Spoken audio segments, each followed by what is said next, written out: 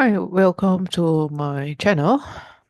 Okay, today my name is Janice. Today I'll be sharing with you how to change the linking to dark mode like this, dark mode or light mode.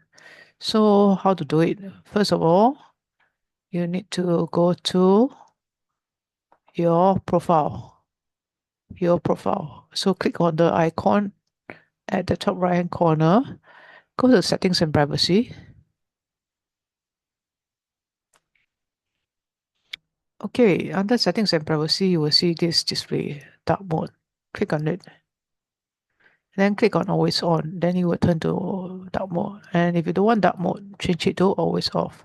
Default is always off. So if you want dark mode, if the screen is too bright, you change it to always on. That's how to change from light mode to dark mode, or change from dark mode to light mode.